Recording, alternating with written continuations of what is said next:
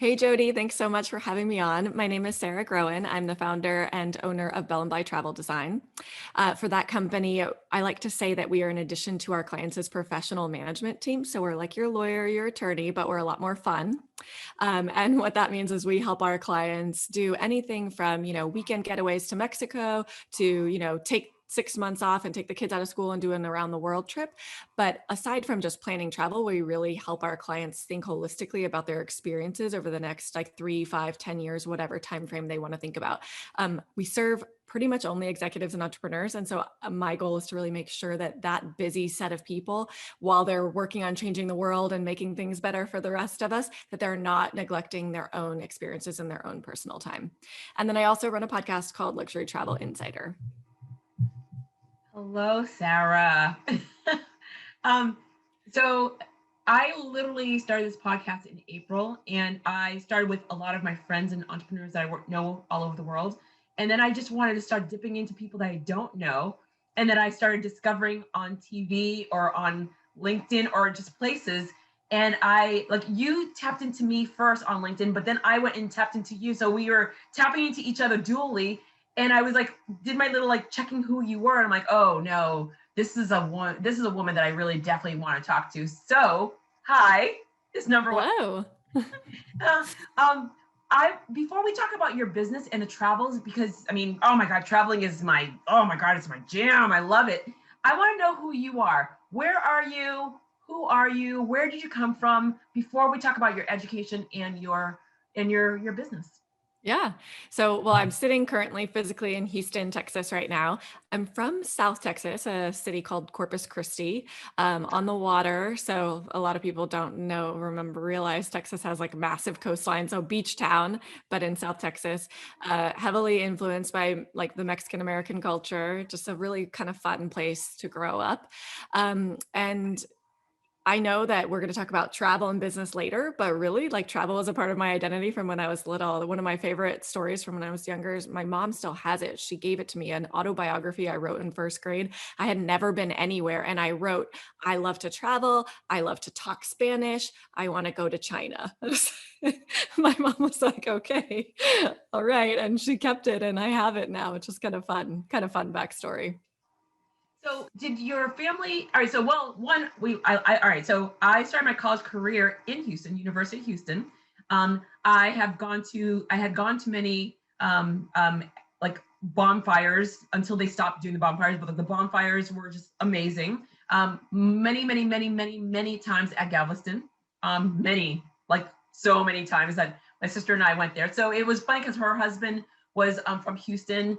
Her ex-husband was from Houston, and we just spent I think it was I was there for 3.5 years. I did not graduate from University of Houston, came back home, graduated from up here, but I loved my time there. And it was just it was just a different element from being raised in the Northeast. I'm in Boston, outside of Boston, but it was just so dramatically different. And it's really unique how different parts of the country are in respects to what I knew. And I'm first generation born in America. So being born in America, conceived in Haiti, feeling that my house was like the UN, and then going to Texas was wow. So you're a Texas girl, born and raised, and then you wanted to travel around the world. What was it did your parents travel with you? What was it that all of a sudden this little girl said, I'm going to go to China?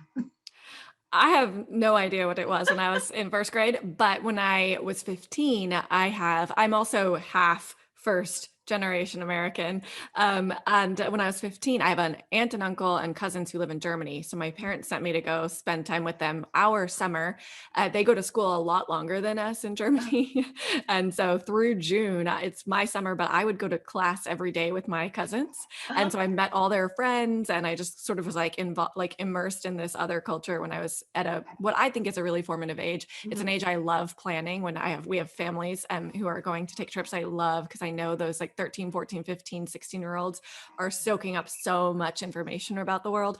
But anyway, that's basically what happened to me. I just was like, whoa, what is this? There's so much out here that's so different than anything I've ever known. And from there, I was just hooked. So I studied abroad twice in college, and then I've used like every free day of my life since then to travel and see something new. What is it that you love the most about the traveling? I mean, like, I mean, like the informative years is one thing. I go, most people think about teenagers are like, oh my God, teenagers are on their phones, they're not paying attention. One of the things for me was when I got that traveling bug was that I met people my own age that were traveling, and I'm like, what do you mean? Like your parents aren't with you? Like what's happening? They're like, no, we just go off on our own. And that for me was, oh wait, I can do this on my own without my mom and dad being there. And I'm more intuitive into what's happening. I'm more engaged in the conversation. But then I saw individuals that they knew everything that was happening in the States well beyond. I mean, they knew what was happening in their country, what was happening in our country, what was happening in other countries. And it caught my attention that I needed to up my game of the knowledge. So what was it that was the informative moment for you? And then it just opened up the window of you wanting more and more and more. So what was it? And then how did you actually convert that into your career? And was this your first career or was there something in between? Yeah, good question. I think part of that is probably like a question you'd have to go to a therapist for, right? Like, why am I so weird and into all this stuff? Well, but I will say I just have an extremely curious personality in general. So I was like a super nerd. I wasn't just like in Germany as a 15-year-old to party. I had a notebook and I wrote everything that was different about Germany than at home, even like the toilet flush handle is different or whatever, right? So I was just so enthralled with like how different it was. And if I was like, if it's this different in Germany where people are relatively, similar looking and Western culture to the US, what must it be like other places? And so I think that drive just kept me being really interested. And then in terms of the career and how I got into it, I mean, it was a long road. Travel was always my passion, but I never thought that I could make a business out of it. So I went to University of Texas in Austin. So we were probably not too far away from each other. And I was a finance major. I came back to Houston afterwards and did, the most male dominated of all possible jobs. And I was an oil and gas investment banker. And, Okay, so we're gonna have to talk about that. So I'm sorry, we're gonna have to pause. Yes. Okay. So anyone that's from the Northeast, anyone pretty much thinks Texas, they think oil. Yes. Okay. So it's an automatic. Um, Finance, oil. What was that like? I mean, I don't even know. I really don't know how the industry is. I mean, yes, I definitely know it's male dominated. Like you think about the bushes when you think about oil. You are very dynamic in regards to your personality. A very short window of talking to you, you talk with your eyes. So I'm thinking that a lot of things aren't hidden when you're. Not at all. So, I mean, I cut that like really, really quickly with you. So how was it for you being in a male dominated ecosystem? You clearly talk with your eyes and you're in finance. So how was that? How did you get into it? How was that? Did you succeed? Did you fail? Walk me through it. Oh gosh, I'm like, we could talk for hours. So, well, first I want to say like Houston is an amazing place. The oil and gas industry is a dynamic industry. It's gone through tough times. Oil and carbon and fossil fuels may not be the way of the future. Like we didn't leave the Stone Age because we ran out of stones. We left it because we innovated, and hopefully we will innovate in a way that helps everybody out of carbon fossil fuels. So I'll just like put that out there first. The people that work in Houston in this industry are fantastic. There are many women in the oil and gas industry as well. I just happened to be. This was also a while back, and I was also in investment banking. So it was like the two together. There's probably also a lot of women in investment banking, like in the Northeast, but these two together, I was the only female who wasn't an executive assistant, like on the floor. So yeah, it was it was a really fun time because it was my first job. So I did what I told. I worked all the time. I like played by the rules and I had a lot of fun because we were young and we were working so hard that we like partied hard, worked hard. But yeah, I mean, there were definitely moments like our firm in particular was really conservative in terms of like dress and such. And so all the guys had to be like business professional and I had to too. But I was like, these guys like don't know what the rules are for women. So I didn't wear pantyhose. Like I was like, no. I remember one day I wore a black suit, like black top, black bottom, white top, or maybe a black top, and I wore hot pink like high heels. And I totally got called out by a managing director. He was like, oh, interesting. So yeah, I had to like find like little outlets to try to be myself. But that, that first one was fun because it was just my first professional experience. But as time went on, then I went into private equity, and then I just was like, okay, I just don't fit in this sort of like strict sort of corporate, like play by the rules, like corporate finance environment. How did you find ways to succeed in those environments though? Because I mean, when you were there, I mean, obviously, I mean, you clearly have that personality of I need to have a task and I'm going to succeed in my task. So how did you find ways to leave your mark behind in those two very, very male dominated, very traditional? And yes, I giggle when you say I didn't have to wear nylons, but I know a lot of people to this day that, oh no, if I don't wear nylons, I get called out. I'm like, ooh. So how did you find ways to succeed or and leave your mark behind in those two organizations? And what was a learning that you took away from either both of those situations? Yeah.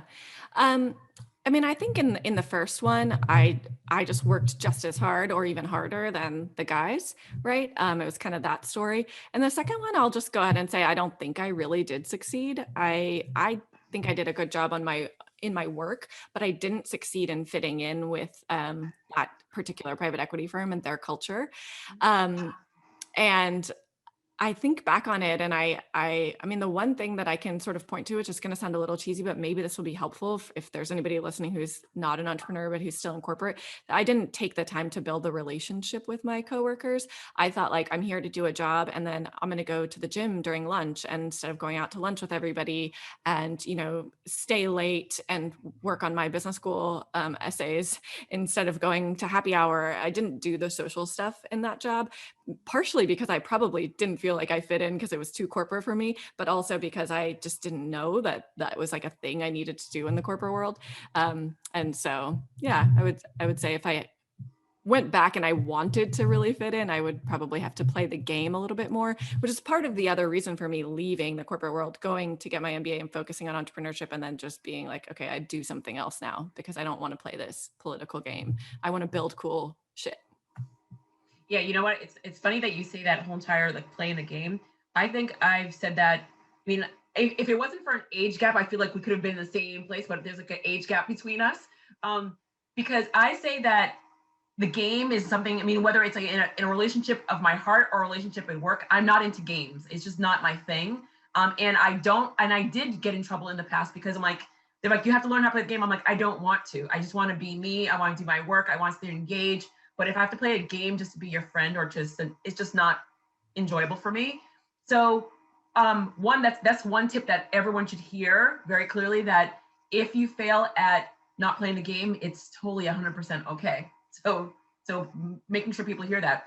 Yeah. For you, you went from knowing that this was not your world, you went and got your MBA. When did you decide that you wanted to like focus on traveling? It's funny. So I went to Stanford, and there's a famous essay question to get in there. They ask you what matters most to you and why. And I wrote about travel for that essay. And then, I did all the travel things. Like you had to do a study, like a trip outside of the US to graduate. But I was a leader for that trip my second year. Actually, it was a super cool story. Went to Russia, led a trip of 40 other MBAs to Russia with 3 of my classmates. We planned it together, and we invited and had Condoleezza Rice come with us because she was provost of Stanford at that time. So we got to meet Sergei Lavrov and like some other really cool stuff. Oh my God. So you get to travel with Condoleezza Rice. I mean, what? The answer is always no if you don't ask. That's my life mantra. And we knew she was there. We knew she had studied like, Soviet issues and Soviet relations in her line of study, her PhD and all of that. So we asked, and at first she didn't respond. And then a few months later, she called us. We got to go meet her, have a meeting with her in her office. And she said she would come. We're not exactly sure why, but she did. And it was fun. So wait, how long was the trip? What was that most amazing moment of time or the question, I shouldn't say not the most amazing moment of time. That was the most amazing moment of time. But what was that question that you were like, I have her, she's right here, she's traveling with me, we're in Russia. What was that moment or question that you asked her that was like life-changing for you? Just if you asked her of anything. I won't say that there was a particular question, but in one of the meetings we had with her before we left, we were all really nervous and we were like, okay, these are all the agenda items we have to cover with her, and we only have a 30-minute meeting, and we were like, how are we gonna like get through all of this and da da da da, and because it's such a short amount of time, we went in her office and she just worked us. She worked us through the questions. We were out in 15 minutes and we were happy.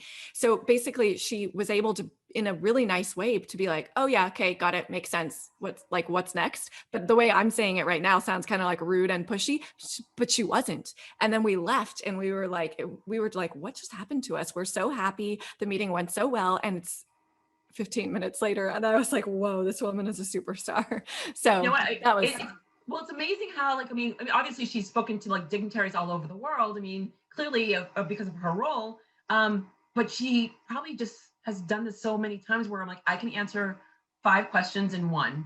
So, yep. wow, absolutely amazing. Like, amazing. So you're in Russia, you're planning all these different trips. Um, but what was that moment like where this is now going to be my career? Because again, I know I'm hearing where you're starting from when you're a child all the way through. You do this every day now, and you found your target audience. So talk to me about how did you get to where you are now in your job, in the role in your business, but more so, um, what was that pain point that you realized that you wanted to solve to a specific group? So I'll have to say unfortunately, it took me a really long time to get here. So I did all these other things between graduating from business school and starting Bell Bly Travel. And what actually had to happen was I had to like sort of hit a low. So I was working on I mean, I did a few jobs. I'd left them. Um, and I was working on, I thought I would buy a company. I didn't know what I wanted to do. I knew I wanted to have my own company, right? So I was looking at companies to buy. I was investing. I was working on a particular deal that after a year of working on research in this particular market and all of that, the deal like fell through sort of in a little bit of a spectacular way. And I was like, basically like, like, what am I supposed to do with my Yeah. life now? And I had started Bell and By Travel on the side a year before that or Mhm. so, to just have a website and just have something up for fun. And I had planned a couple, like a honeymoon and another trip for a couple of my classmates Yep. from business school just on the side. And so when that fell through, I kind of thought, well, you know what? Maybe I've been trying too hard to focus on money and I should just focus on what I love and see if there's a way. Because I've been having this assumption that it's not good enough for like a Stanford MBA. Mhm. B, there's no way to make money in it. So I did a little bit of research and actually figured out how the travel industry like actually works and decided, just kind of did an application online to like apply to most independent travel advisors affiliate with a larger host agency. So I just found a few and I sent some notes off, and it was just kind of like a random one-off thing. But then it kind of snowballed from there, and I just gave myself sort of a deadline. I said, okay, try it, do it full time for 6 months. Like, what's the harm? You already worked for a year on this other thing that fell through. So Mhm. try it and see what happens. And once I like really committed to it and I sort of like said, okay, ego, take a chill pill, then it really took off. And was able to tell it didn't take me 6 months. After a couple of months, I was like, oh, this is it. This is the thing. Like, I can make this work. So I love that you just said the ego take a check. I mean, because like I always say, marketing and ego come hand in hand. Where so many times everyone's like, their ego blocks them from succeeding in so many different ways. Whether you're in a corporate organization, whether you are trying to engage with someone, and then you're like, nope, nope, nope, nope. I'm like, and letting your guard down. You decide to pick an industry that's extremely saturated, like, like leaps and bounds, extremely saturated. How did you find your space? Not only saturated, but also super low tech and old school. Like, I didn't mention it, but the last real job I had right before this was I worked at Uber. I launched and ran Uber Eats in Houston and Phoenix. So I had like a tech background too, a little bit. And then I like leave and I'm like, oh, and now I do this like super analog business. I like talk to people on the phone to learn about their travel. There's no booking of anything online now. We're like, we went all the way the online way. Now we're coming back. Mhm. How did I find my niche? So, I mean, at first it was like the people around me who supported me, my network. It was great to come into this business because it's a network business with an amazing network of successful tech founders, CEOs, VCs, private equity guys and gals, and, finance people from my prior career and my classmates. So it started off with that. But then I also just realized, like, it is valuable for me to niche down and to focus on the type of client that we serve. So I mentioned before the executive and the entrepreneur. Yep. And it kind of started because that was my network, but then I really doubled down on it. Everything on our marketing says, like, this is our client. It's not that we won't work with a surgeon. Actually, we do have like one client who's a surgeon, but it's that those clients value the professionalism that I bring because of my background, and I value the professionalism that they bring. Like, I like to work with someone who's into calendar invites and who wants to set up calls. We just have a style that meshes together well. And then I think, in particular for that client base, I can add a lot more value than if it was for, I don't know, a retired pop star or something, like who wasn't busy at all, right? So so I love that you exist because I'm a big fan. I'm a big fan of traveling. People are worried about me. They're like, how are you doing the pandemic? Like, we know that you're always on a plane. I'm like, don't worry about it. I got Morocco and I got Mexico in this year before the pandemic started. So I'm all good. And I take day trips. I live in New England. I get to like drive into any direction, and I enjoy myself. Sometimes the planning is just overwhelming, or I don't want to do it. It's like, so there's the overwhelming part, and I just don't want to do it. You're came to a group of individuals that we're busy all the time, as entrepreneurs, as business owners, as doctors, lawyers, etc., executives. We're busy all the time, and so planning that trip where your spouse says, I want to go on a trip, and I don't want to be the one that plans it. You're in charge. It's our anniversary, and they're like, it's not what I do. But then you exist. What is the biggest hurdle that you're dealing with when you're dealing with one of those A types that is being called out? You need to plan something for our family, for ourselves, for that one-on-one time, because you're always working, and yet the person has no idea from their elbow to their nose. What do you do? How do you plan it? How do you get them on board? Because yes, it's easy to say, here's my credit card, you do your thing, but you're trying to add that personal part of making sure that both parties are going to enjoy it, or the family's going to enjoy it. It's cost efficient, and also it's memorable. How do you actually do it? There's just so much to that element. How do you get into their heads to create that moment? yeah, that's a good question, because getting into their heads is really the right thing. Oftentimes we'll find clients don't really know what it is that they actually want, and or they'll do something like they go back to the same hotel every year, and then when you dig in and you dig in and you dive deeper, you find that the only reason they've kept going back to the one and only Palmilla and Cabo is because they like it, and they're worried, and they have a fear that if they go somewhere else, they'll ruin the very small amount of vacation time that they have and time that they have with their family. And so the benefit of working with us is that we work with a ton of other executive and entrepreneurs just like them. It's not like looking at a TripAdvisor review where you're like, who are these people? And do they like the same things that I like? And you can really work with somebody who knows, I know that if you love that particular hotel, you're also probably going to love XYZ. So we can do pattern matching and such. But in terms of getting into their head, the very first step before we take on a new client, it's both, us deciding if we want to work with a client and vice versa. We do something we call a discover call. And for most people are fine with it, but every once in a while I have someone who's like, can't we just do this online with like an email? And I'm like, no. The easiest way I have to get them on the phone is to say, look, I know that this is a time investment, but there's going to be ROI to it. Once we get to know you really well, we'll be able to start planning all your trips and spending less and less of your time. So we take an hour up front and we cover some really in-depth questions, not just about that particular trip, but about their style, what they like, their pet peeves, why travel is important to them. Some of the questions you were asking me, I'll dive deep into that. What keeps you from having a good time when you're traveling? And I'll get from moms a lot of times, like, I'm always the one who has to watch the kids. Okay, red flag. Now I like childcare of some sort at some point in the trip needs to be in the planning, right? So anyway, we dive deep before we even agree to really take a client on. And then we sort of have that baseline, and then we can go off and start planning trips. I think that's one of the things that people aren't paying attention to, and this is what you bring in. Um, think about that thank you email versus the, oh my God, did I just get snail mail with someone handwritten thank you? Oh my God, what's old is now new. And what you're bringing in, where when I was growing up and we were traveling as a family, we always went to the travel agent. And I go, and so maybe travel agent isn't the right, what's the right term? Is it even travel agent anymore? Like what is that title that if I was going to recommend you, what do I call you? Yeah, I call myself a travel advisor. Mm. And there's probably a lot of people out there who still use the term agent, but I make a very big delineation between it because, like I said, I mean, if someone's like, "Hey, Sarah, hi, I need flights from here to here. Please book these for me." I'm like, I'll respond and be like, "Okay, google.com, like go book your own flights." Like we're not a booking agency. This is not a Yeah. commodity service, right?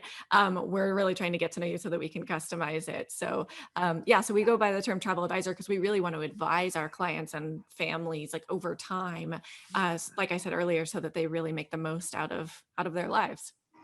Yeah, I mean, I'm that person where so I've been to every continent but one. Antarctica was going to happen this year and it didn't, but that's okay. Next year. Next year, definitely next year. It's for me. I am a big fan of traveling off season because I want to go to the country and meet the people and eat the food and go to the places where the locals go versus being there with all the tourists because I'm not there to be with the tourists. I'm there to be with the people. So that's my favorite time of year. And it doesn't matter if it's zero below or not. I want to be with the people. Um, I've had so many friends that they see where I travel around the world. They're like, I want to come with you. And I'm like, oh, you may ruin the trip for me. So no. It's because when you were just saying how they don't want to change locations because they don't want to have that experience, I don't want to ruin the moment of I can find beauty and enjoyment in any location I go to, and I go out of my way to like find those littlest things. Even if it's a butterfly, I'm gonna find it. I'm gonna be happy. Oh my God, I went to XYZ. I saw a butterfly. I'm the happiest person in the world. But to bring the wrong person and to be in the wrong hotel or just all those elements are really harsh. And that recommendation is always the best because I don't read the book before I go. I mean, I randomly pick a country. I went to the Azores and everyone's like, do you even know where the Azores are? And I mean, literally, I saw it. It was inexpensive. I booked it and I had no idea where I was going. And then someone said, do you know where it is? And I'm like, I don't know, it's part of Portugal. And in my mind, I thought Portugal. And then I looked on the map. I'm like, holy crap, it's in the middle of the ocean. Holy crap. Oh my God. Like, but And it has limited capacity, so you got it does. lucky. It really does. It's crazy. But what was cool was I got there and I asked people, like, what should I do? What should I go? And all the locals were so excited just to be asked. And so where that came from was someone that lived there wrote on something wrote something saying like, if you're going to be in the Azores for 1 day, 2 day, 3 days, these are different things that you could do. I have friends coming, and you were just talking about how you were planning things for your classmates. The word of mouth is huge. It's huge in regards of I will believe you, someone that I form a relationship with, well before a trip advisor where I have no idea who you are or what your background is or what your experiences are. And maybe you're just content with laying on the beach. I'm not. I'm content with like walking through the woods and getting to understand what the culture is about. So I do love that. Um, the pandemic started hitting in March. You start getting the waves of the conversation. All of a sudden, things start shutting down. The travel industry, holy moly. So there's like the pros and cons to both. The travel industry on a global level is shut down, but the local travel community is starting to grow because I didn't think about going to the state, my state next door, and I didn't even think about like, oh my God, I can go to New Hampshire, I could go dog sledding. Was that even a thought in my mind? Because I would have never thought of it because I would rather be in Europe right now, or I'd rather be in Australia right now. So how was that for you with your team? Because your clientele, they're still working and they're still working very, very hard. And they're working harder because I'm trying to keep my business open during a pandemic, but yet I still need to get away and find a way to grow. So this is a threefer. I love because I want you to talk. I don't want me to be like I want you to talk. So how was it for you when you first heard about the pandemic and your business that you're growing? How was it for your clients in regards of holy crap, we're freaking out, but we need to get that break? I go, and how was it in regards of the local travel versus the global travel? Mhm. Well, okay, so starting with me, so I think being in travel, we started to get whiffs of it much sooner than other people. Like we were the people who had our toilet paper and our supply, our food, and we had it way before anybody else was thinking about it because I was already canceling trips or moving trips in Italy. Like I have a screenshot on my phone when there were 400 cases in Italy, and I was like, "This is a big deal," and nobody else was really paying attention. And we were moving like early spring at Italy trips. But anyhow, so yeah, it was a really crazy time for us because we were growing like this. So we were in November, December, January, February, we were up 180% year over year. And then in March, or like once it really got bad, we crashed down 90%, right? So it was just really, and the 10% we still had was probably like commissions from trips that had already taken place that were still coming in. So we were doing nothing except for working our butts off, trying to make sure our clients didn't lose money on their trips that they had to change. So there was this whole period where all we did was like work for a negative profit margin to move our clients' trips, to negotiate with vendors to make sure that they could move their deposits to the following year without any penalties and that kind of stuff. And I'm super happy to say none of our clients lost money during this. So that was a huge win for us, but it was personally really, really tough, right? Because we worked so hard to plan these trips. Now we're unwinding them. Our clients are sad. We're sad. Like then there was this period where we didn't have hardly any work.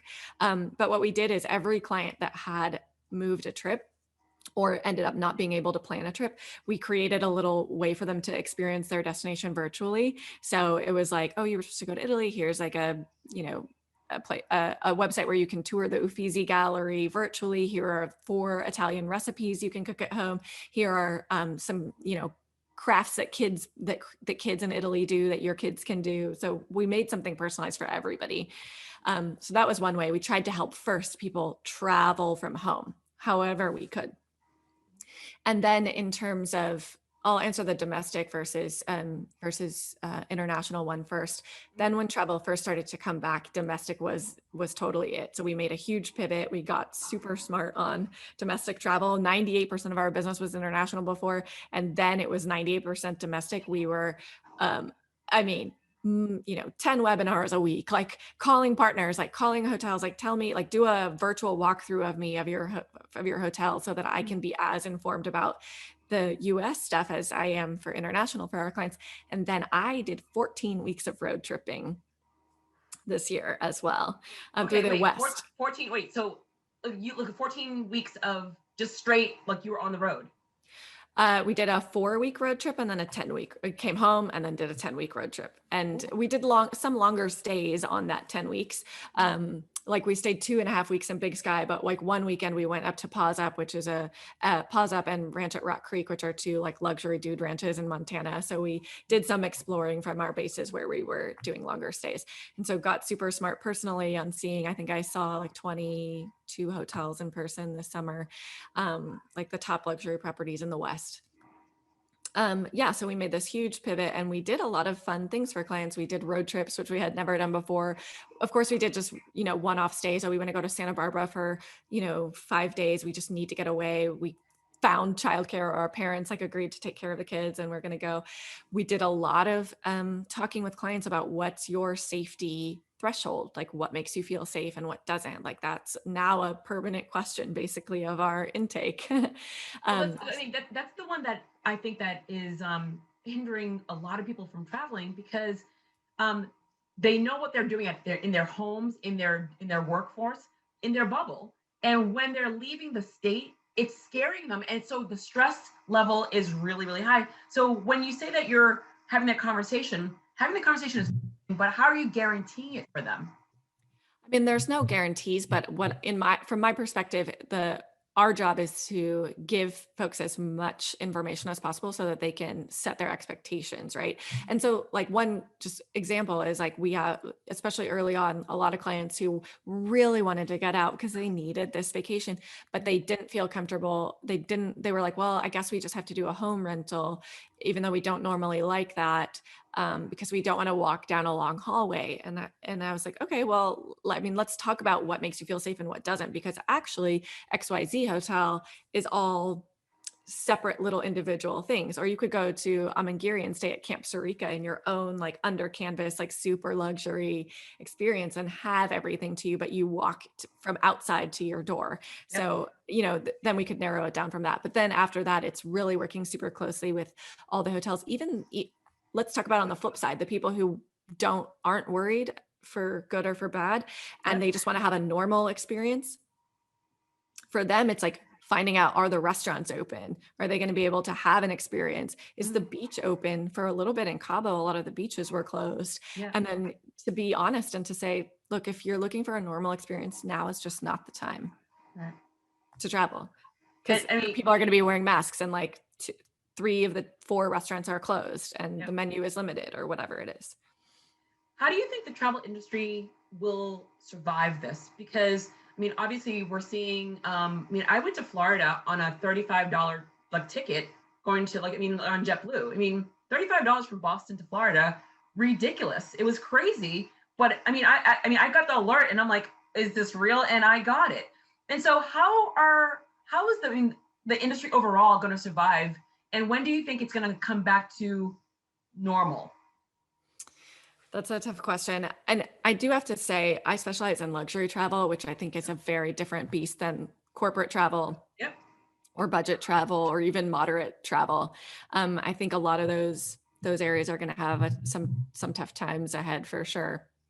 I mean, or cruise travel, like that's a whole nother area where Yeah. it's just like so difficult for them right now.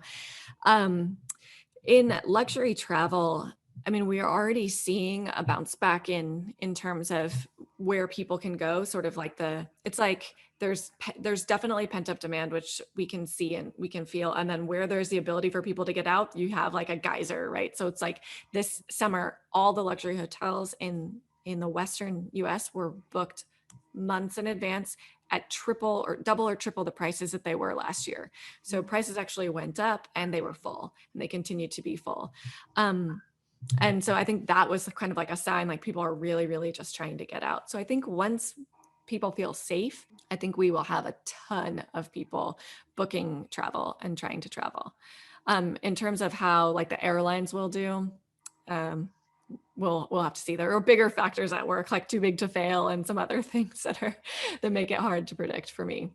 Yeah, I mean, I'm going to agree with you in regards to the luxury. So for my mom's 75th birthday, I went and organized a very it was a very tricky because of location wise, and I wasn't able to be there, and I had heard all these stories in regards of how things are in Florida.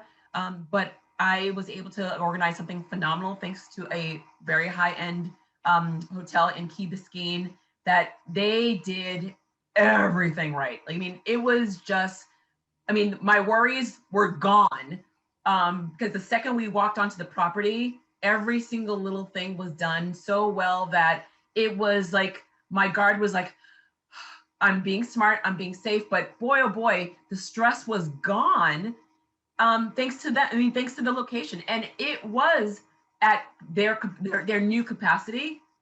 But the safety aspect, it was really, really, it's a game changer. It definitely is a game changer versus just going to one of the budget places where they aren't taking as great care as possible because they're trying to stay alive. They're trying to stay afloat. So Yeah, the top hotel brands are doing a phenomenal job. I've seen like the operations manuals that are super thick. They're like, this is exactly how we're cleaning the key in the yep. golf cart. Like they have thought through everything. So that's really amazing. But I do think, I guess, in terms of like your thoughts and predictions, it's going to be a long time till things are back to normal because 2019 and beginning of 2020 were insane record years for all of travel. So who knows when we'll see that again? But I think rural travel, again, like staying in the West, like big open spaces, exploring domestically, which was really fun for me and sounds like for you. Those are going to still be big all through next year and even probably the following year, like avoiding large cities for a while. Mhm. But wellness travel, I think, is gonna spike as well. I think that the stress of the pandemic has definitely elevated that whole entire concept of wellness because in my mind, I'm thinking, okay, where do I want to go? I mean, I want to go to the Arches. I want to be at Canyon Ranch, and I want to be outdoors and just open. Just being in nature is huge. I mean, I live by the ocean. I thrive for by.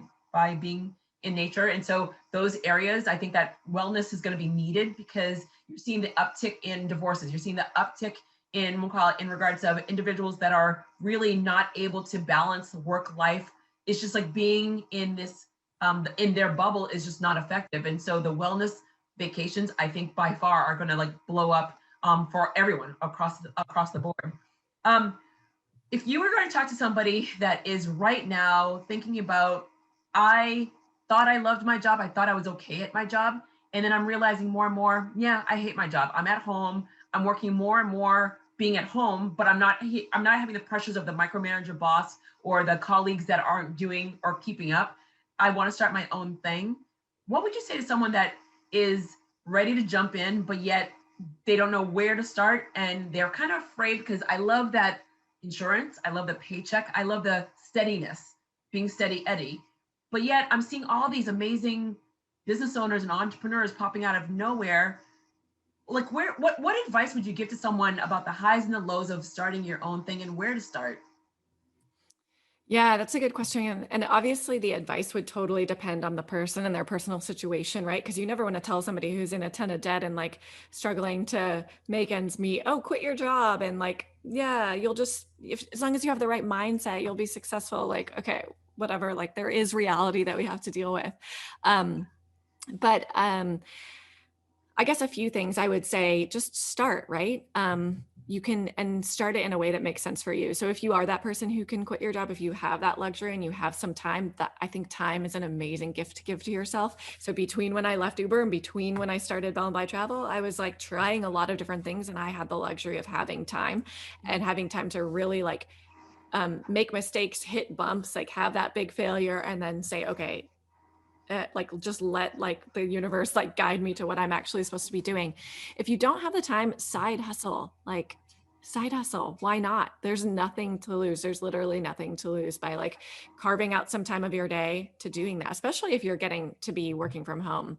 And then I think to the person who is working from home and who maybe does like their job but doesn't want to go back to the office, the answer is always no if you don't ask. So if you've been doing a great job at home, like ask if you can stay at home when they go back to the office 2 or 3 days a week because of X, Y, and Z, and then use your commute time to do your side hustle. No, I mean, I love that you say that in regards to the side hustle. People just assume like I go, if my boss finds out that I'm doing something else, then they are gonna think that I'm not really dedicated to XYZ. But then the side hustle became the conversation in DC where all of a sudden small businesses and side hustlers got attention, which they had never gotten attention, especially 10 years ago when the world imploded the last time, they never got attention. So I love that try something out, because if you're gonna buy a car, you would try out the car before you bought it. So why not try out that whole entire, like, different things to make sure what works, but also different skill sets. Your skill sets, I mean, I'm sure your financial skill sets came in handy right now. Yeah.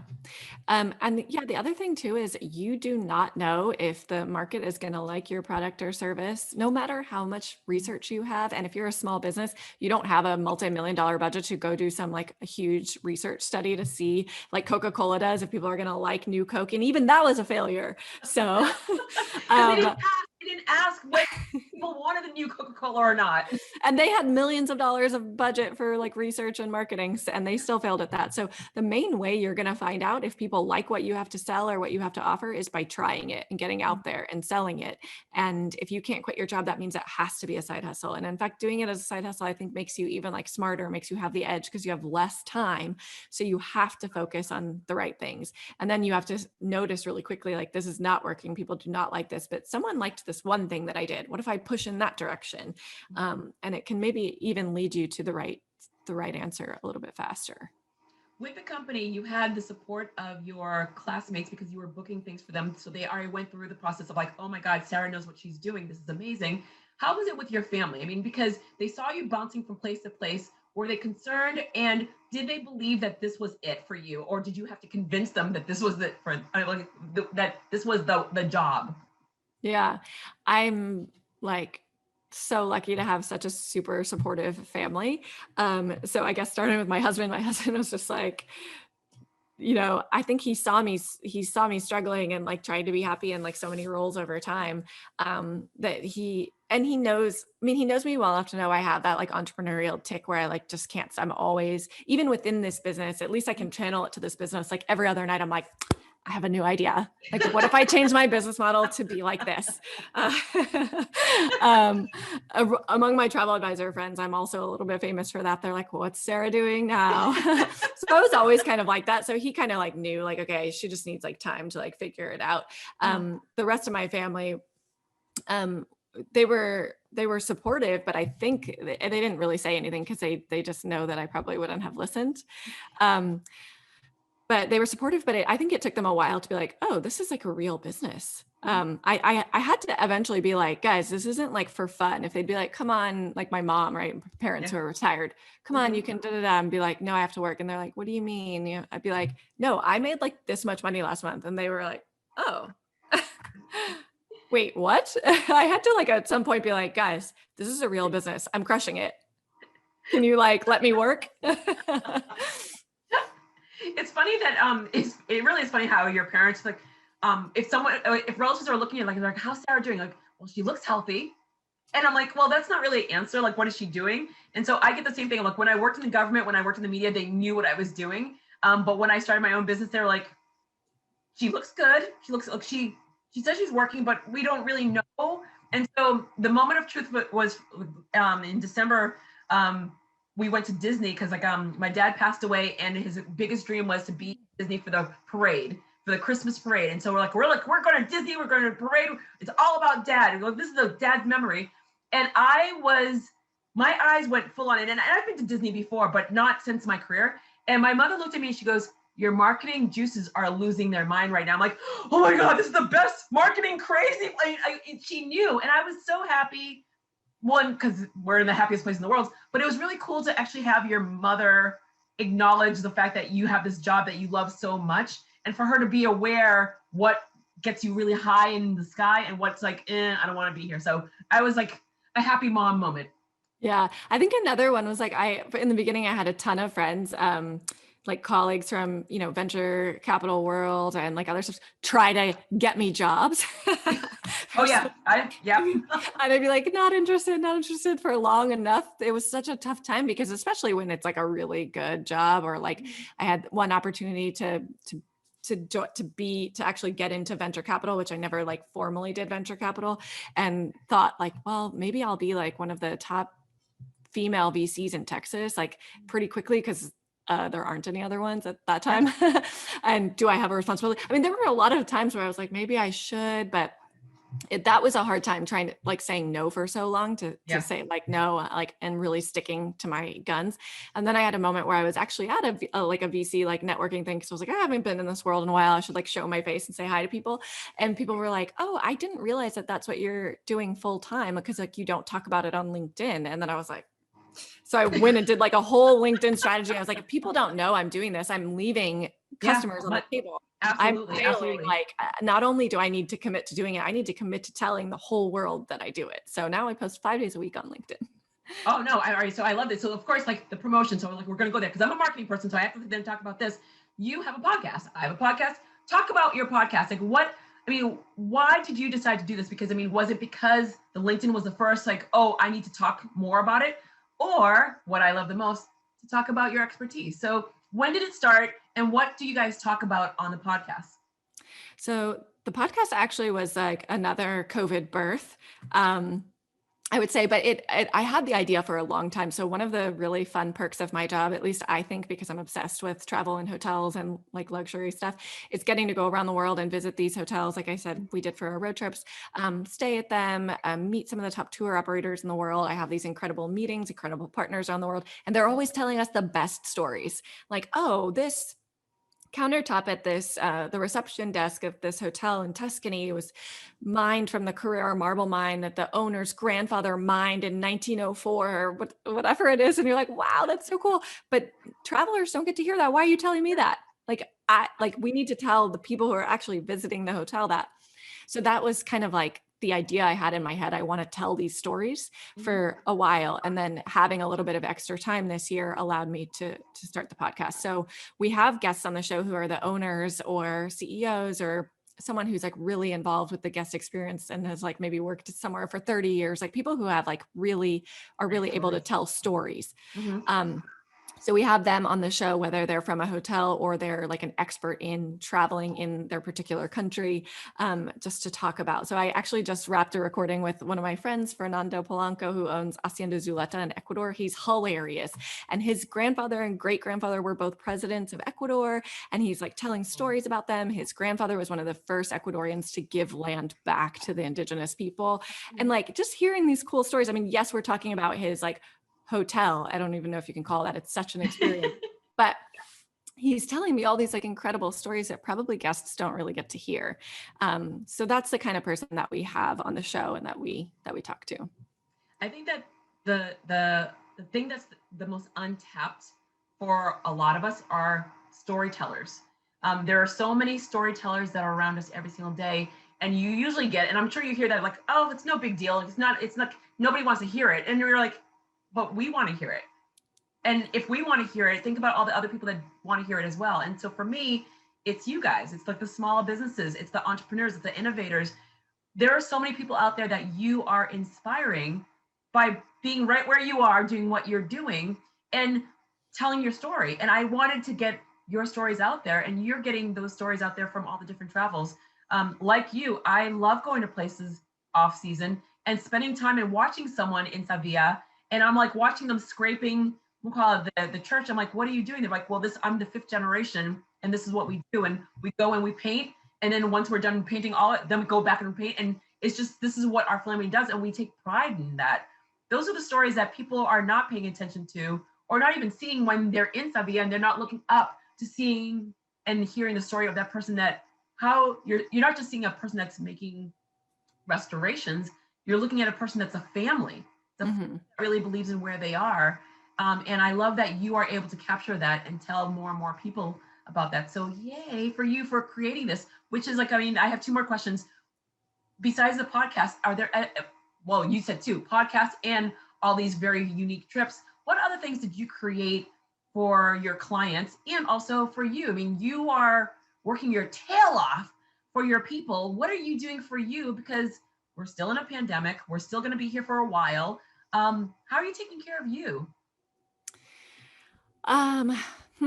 Good question.